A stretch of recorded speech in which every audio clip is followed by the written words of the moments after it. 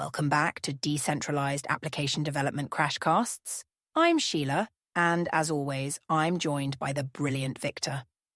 Before we dive in, I want to remind our awesome listeners to rate our podcast on your preferred platform. Your feedback means the world to us. Thanks, Sheila. And hello, everyone. We're excited to wrap up Season 1 today with our season summary.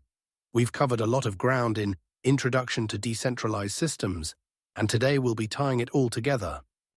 Absolutely, Victor.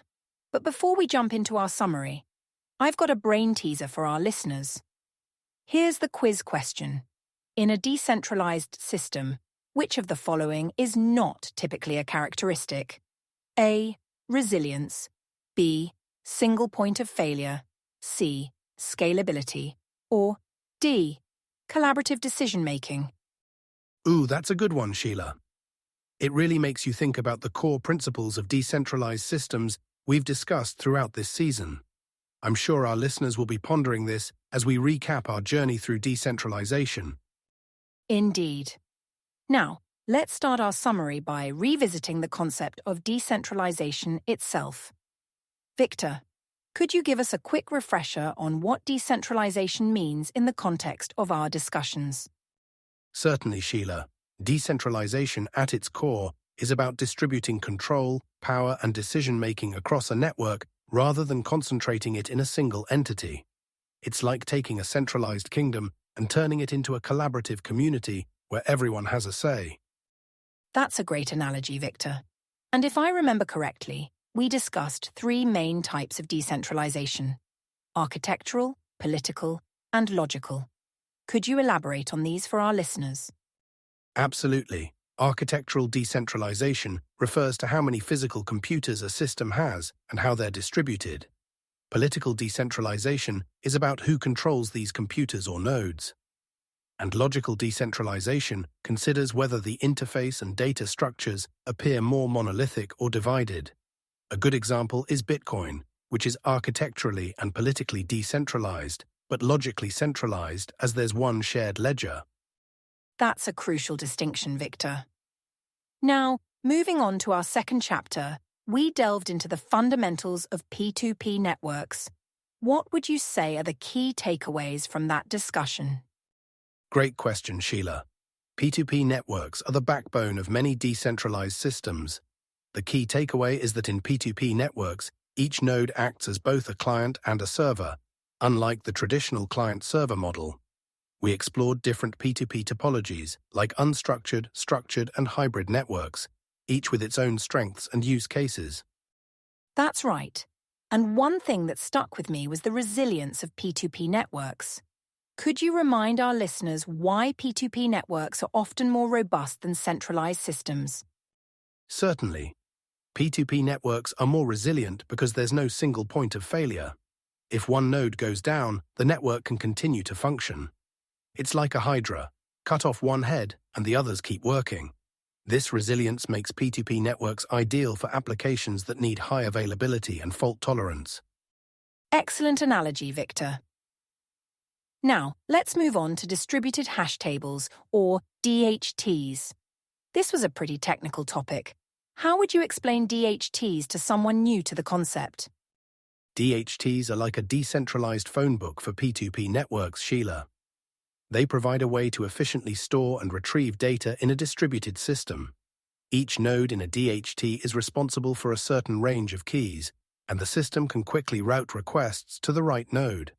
It's what enables systems like BitTorrent to function so efficiently at scale. That's a great explanation, Victor. I remember we discussed some specific DHT algorithms like Cord and Kademlia. Are there any key differences between these that our listeners should remember? Good point, Sheila. While both Cord and Kademlia are DHT algorithms, they differ in their approach. Cord uses a ring topology and is known for its provable performance and correctness. Kademlia, on the other hand, uses a tree-like structure and is notable for its resilience and widespread use in real-world applications like BitTorrent. Thanks for clarifying that, Victor. Moving on to decentralized storage systems, this is where things got really interesting for me. Can you summarize the key principles we covered? Absolutely, Sheila. Decentralized storage systems distribute data across multiple nodes, improving both security and availability. We discussed concepts like data replication, consistency models, and the CAP theorem. The CAP theorem states that in a distributed system, you can only guarantee 2 out of 3 properties: consistency, availability, and partition tolerance. This theorem highlights the key trade-offs in designing distributed systems. That's right, and we looked at some real-world examples too, didn't we? Could you remind our listeners about IPFS? Certainly, IPFS, or Interplanetary File System, is a great example of a decentralized storage system.